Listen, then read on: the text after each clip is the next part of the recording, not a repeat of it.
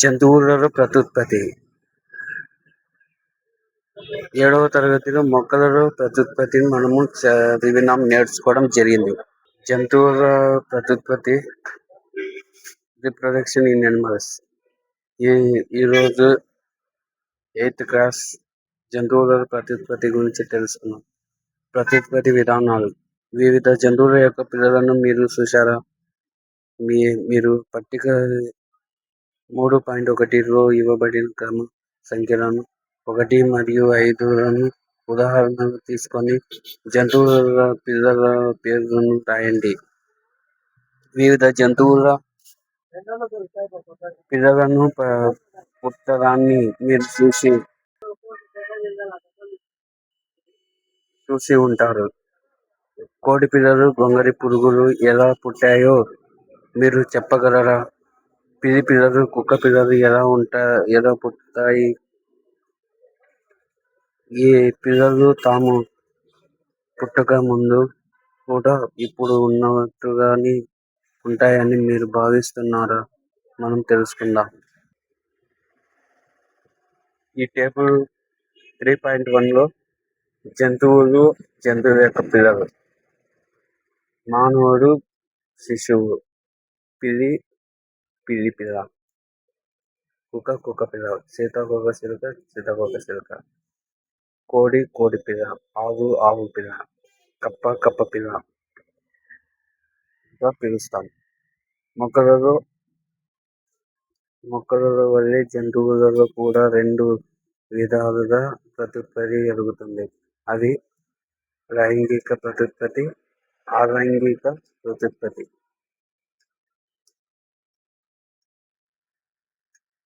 వీటిని sexual reproduction, asexual reproduction అంటారు. లైంగిక ప్రత్యుత్పత్తి. 7వ తరగతిలో మీరు చదివిన మొక్కలను ప్రత్యుత్పత్తి పాఠాన్ని గుర్తు చేసుకోండి. లైంగిక ప్రత్యుత్పత్తిని జరిపే మొక్కలను పురుష మరియు స్త్రీ ప్రత్యుత్పత్తి భాగాలను కలిగి ఉంటాయని మీకు జ్ఞాపకం వస్తుంది. ఈ భాగాల పేర్లు మీరు చెప్పగలరా? జంతువులలో కూడా పురుష, స్త్రీ జీవుల భిన్నమైన ప్రత్యుత్పత్తి భాగాలు ఉండే అవయవాలు కలిగి ఉంటాయి. మొక్కలలో వలె జంతువుల ప్రత్యుత్పత్తి అవయవాలు కూడా సంయోగ బీజాలను ఉత్పత్తి చేయగా వాటి కలయిక వలన సంయుక్త బీజము ఏర్పడుతుంది. ఈ సంయుక్త బీజమే కొత్త జీవిగా అభివృద్ధి చెందుతుంది. పురుష స్త్రీ సంయోగ బీజాల కలయికతో ప్రారంభమయ్యే ప్రత్యుత్పత్తి విధానాన్ని లైంగిక ప్రత్యుత్పత్తి అంటారు. Sexual reproduction.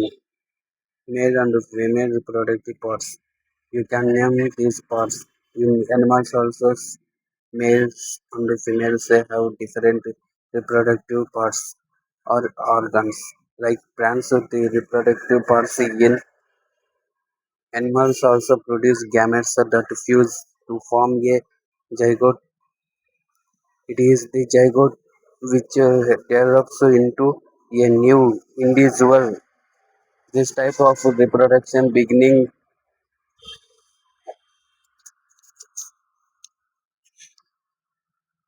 from the fusion of male and female gametes is called sexual reproduction.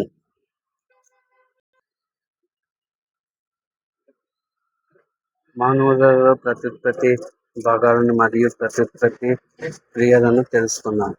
పురుష ప్రత్యుత్పత్తి అవయవాలు. పురుష ప్రత్యుత్పత్తి అవయవాలు ఒక జత ముస్కలు, ఏకవచనం ముస్కము, 2 శుక్రవాహికలు మరియు ఒక పురుషాంగం ఉంటాయి. పటం 3.1లో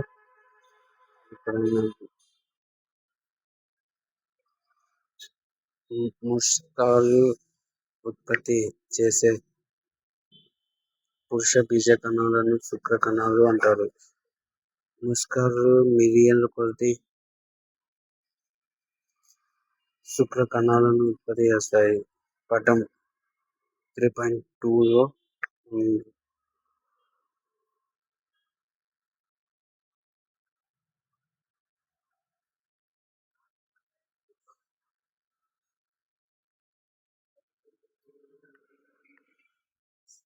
శుక్రాణం పటంలో చూడండి. శుక్ర కణాలను సూక్ష్మ పరిమాణంలో ఉన్నప్పటికీ ప్రతి శుక్ర కణానికి తలా 3 భాగాలు ఉండడం జరుగుతుంది. తల, మధ్య భాగం, తోక అనే భాగాలు ఉంటాయి. చూడడానికి శుక్ర కణం ఏకకాలంలో కనిపిస్తుంది.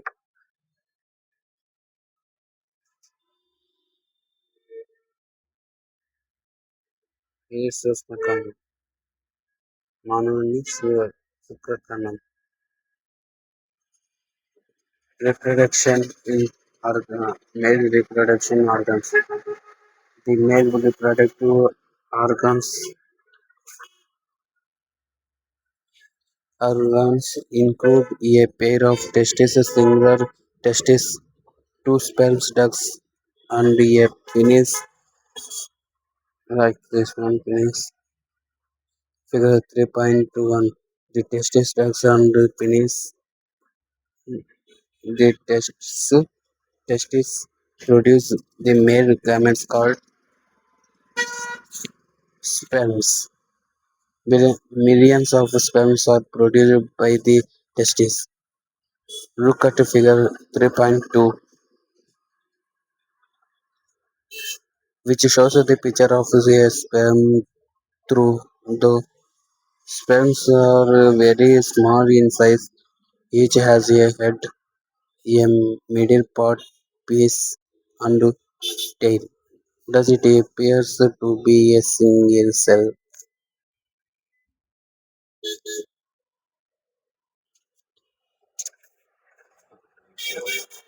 శుక్రకణం యొక్క తోకం ఏ పనికి ఉద్దేశించబడింది? స్త్రీ ప్రత్యుత్పత్తి అన్ని అవయవాలను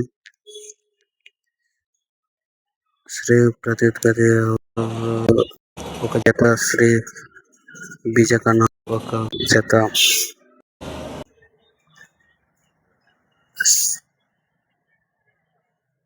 స్త్రీ బీజకణాలు ఫాలోపియన్స్ నాళాలు గర్భాశయం ఉంటాయి. పటం 3.3 స్త్రీ బీజకోశం స్త్రీ సంయోగ బీజాలైన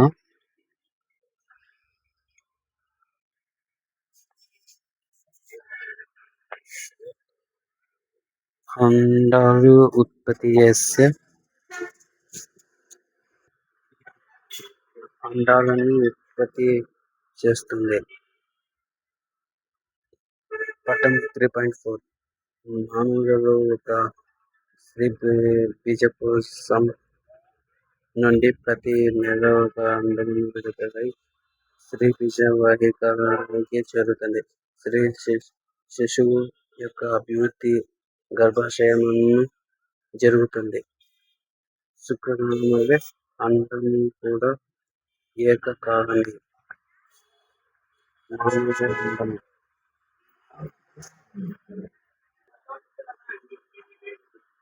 జంతువులలోని అండాలను పరిమాణాలలో తేడాలు ఉంటాయని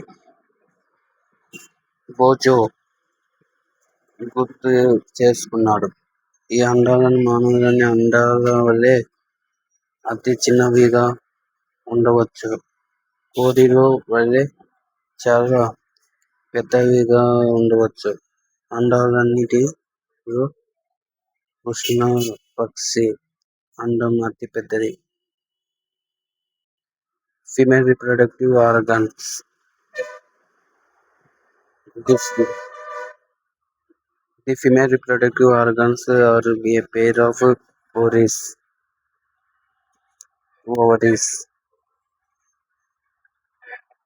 oviducts, fallopian tubes, and uterus. The ovary produces female gametes called ova, eggs. Figure 3.4. In human beings, a single matured egg is released into the vi- vide by one of the ovaries every month. Uterus is the part development of the body, where development of a baby takes place, like the sperm and egg is also a single cell human ovary. Bojo recalls that the size of egg in animals varies. The egg may be very small in as in human, much larger as in hens. Ostrich egg is the largest.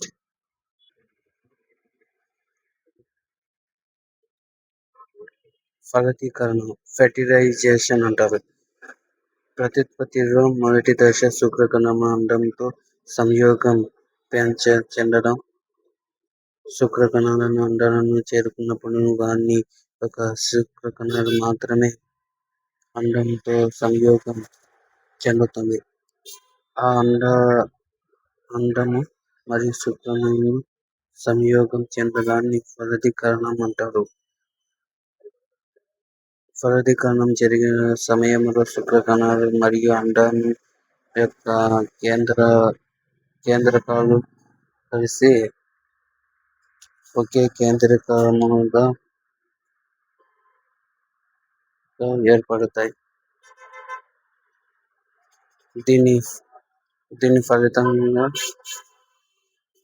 ఒక ఫలదీకృత అండం లేదా సంయుక్త బీజం ఏర్పడుతుంది. పటం 3.6.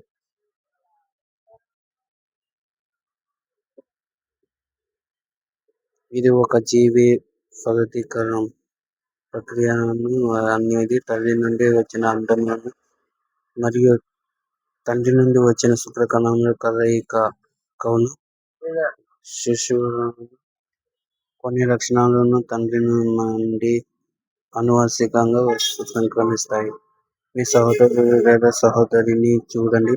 వారిలో మీ అమ్మనాన్నలోని కొన్ని లక్షణాలను గుర్తించగలరేమో ప్రయత్నించండి. తల్లి నుండి కొన్ని లక్షణాలు, తండ్రి నుండి కొన్ని లక్షణాలు ఆనువంశికంగా సంక్రమిస్తాయి.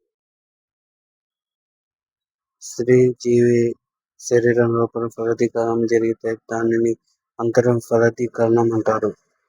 అంతర ఫలదీకరణం మానవులు, ఆవులు, కుక్కలు, కోళ్లతో సహా చాలా జంతువులలో కనిపిస్తుంది. టెస్ట్ ట్యూబ్ బేబీ గురించి మీరు విన్నారా? ఒకసారి తరగతిలో బోజో మరియు పహేరీరా ఉపాధ్యాయులు గారు కొందరు స్త్రీలను స్త్రీ బీజవాహికలు మోసుకుపోయి ఉంటాయని చెప్పారు. అటువంటి స్త్రీలలో శుక్రకణాలు అండాన్ని చేరలేక పోవడం వలన ఫలదీకరణం జరగక ఆ స్త్రీ సంతానోత్పత్తి జరపలేరు. అటువంటి వారిలో వైద్యులు అప్పుడే విడుదలైన అండములు శుక్రకణాలను పరస్థానిక ఫలదీకరణం అంటే ఐవిఎఫ్ ఇన్ విట్రో ఫెర్టిలైజేషన్ శరీరం లోపల ఫలదీకరణం కొరకు కొద్ది గంటల పాటు కలిపి ఉంచుతారు. ఒకవేళ ఫలదీకరణం జరిగితే ఆ సంయుక్త బీజములను వారు ఒక వారం రోజుల వరకు అభివృద్ధి చెందించి దానిని తల్లి గర్భాశయంలో ప్రవేశపెడతారు. ఆ శిశువు యొక్క సంపూర్ణమైన అభివృద్ధి తల్లి గర్భాశయంలోనే జరుగుతుంది. అందరూ శిశువులాగా జన్మిస్తారు. ఈ విధంగా జన్మించిన శిశువులను టెస్ట్ బేబీలను అంటారు. వాస్తవంగా ఈ పదం మనల్ని శిశువుల పరీక్ష నాళికలో పెరుగుతాయని పోహాలు కలిగిస్తుంది.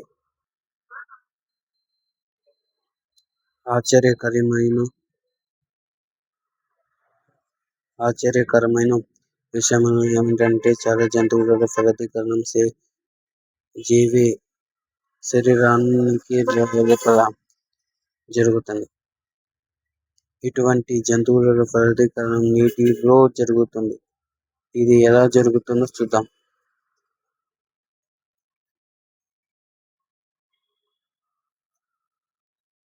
వసంత ఋతువు లేదా వర్ష ఋతువులో చెరువులలో గాని లేదా నెమ్మదిగా ప్రవహించే కాలువలను గాని సందర్శించండి.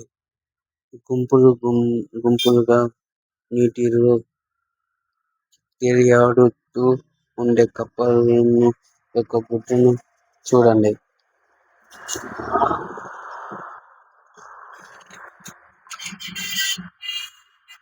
గుడ్డు రంగు మరియు పరిమాణాలను నమోదు చేయండి. వసంత ఋతువు లేదా వర్ష ఋతువులో కప్పలను గోధురు కప్పలను చెరువులు మరియు నెమ్మదిగా పారే కాలువలలోకి చేరుతాయి. మగ ఆడ కప్పలను నీటిలో దగ్గరగా వచ్చినప్పుడు ఆడకప్పలు వందల కొలది గుడ్లు విడుదల చేస్తుంది. కోడిగుడ్డులో ఉన్నట్లు కప్పగుట్టుకు పై పెంకులను ఉండదు. కప్పగుట్టు కోడిగుడ్డుతో పోలిస్తే చాలా సున్నితమైనది. ఒక జెల్లీ లాంటి పొర. గుడ్లన్నిటినీ కలిపి ఉంచే గుడ్లకు రక్షణ కల్పిస్తుంది. పటం 3.7 కప్ప యొక్క అండాలు. ఆడకప్ప గుడ్లను విడుదల చేసిన వెంటనే మగ కప్పలను శుక్రకణాలను అండాలపై విడుదల చేస్తుంది. ప్రతి శుక్రకణంలోనూ ఒక పొడవైన తోక సహాయంతో నీటిలో స్వేచ్ఛగా ఈదుతాయి. శుక్రకణాలు అండాలను చేరినప్పుడు ఫలదీకరణ జరుగుతుంది. ఈ విధమైన ఫలదీకరణ వల్ల పురుష స్త్రీ సంయోగ బీజాలను కలయికలను జీవి శరీరానికి వెలుపల జరుగుతుంది. కాబట్టి దానిని బాహ్య ఫలదీకరణం అంటారు. చేపలు, సముద్రం, నక్షత్రాల వంటి నీటి జంతువులలో ఈ పద్ధతి అతి సాధారణంగా కనిపిస్తుంది. కోడి ఒకసారి ఒకే గుడ్డు పెడితే చేపలు, కప్పలు వందల కొలది గుడ్లు ఎందుకు పెడతాయి? బుజ్జోడు అడిగాడు. ఈ జంతువులన్నీ వందల కొలది అండాలను, మిలియన్ల కొలది శుక్రకణాలను విడుదల చేసినప్పటికీ అవన్నీ ఫలదీకరణం చెంది పిల్లలుగా అభివృద్ధి చెందవు. కారణం అండాలు మరియు శుక్రకణాల నీటి కదలికలకు గాలి, వర్ష పడటానికి గురవుతాయి. చెరువులో ఉండే ఇతర జంతువులు కూడా అండాలను ఆహారంగా తీసుకోవచ్చు. అందుచేత అధిక సంఖ్యలో అండాలను, శుక్రకణాలను ఉత్పత్తి చేయడం వలన అందులో కొన్ని అయినా ఫలదీకరణం చెందే అవకాశం ఉంటుంది. ఒక కణం అంత పెద్ద జీవి ఎలా అవుతుంది? పిండ అభివృద్ధి. ఫలదీకరణం ఫలితంగా ఏర్పడిన సంయుక్త బీజముల పిండంగా అభివృద్ధి చెందడం ప్రారంభమవుతుంది. పటం 3.8 ఏదో చూడగలం. రెండోసారి స్త్రీ బీజకోశం గర్భవతి. సంయుక్త బీజాణువు అనేకసార్లు విభజన చెందిన కణాలను బంతిని ఏర్పరుస్తుంది. పటం 3.8bలో చూడగలం.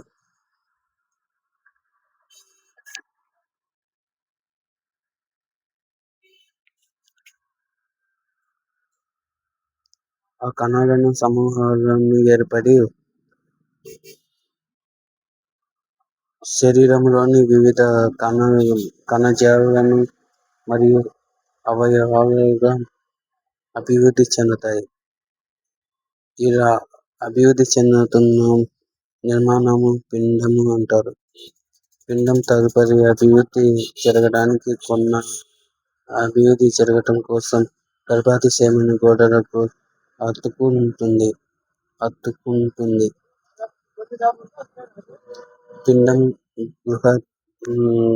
పిండం గర్భాశయంలో అభివృద్ధి కొనసాగిస్తుంది.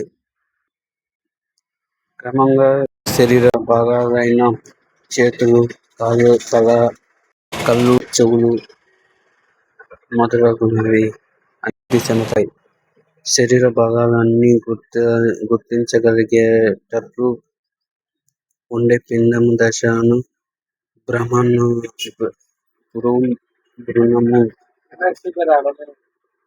భ్రూణము అంటాము.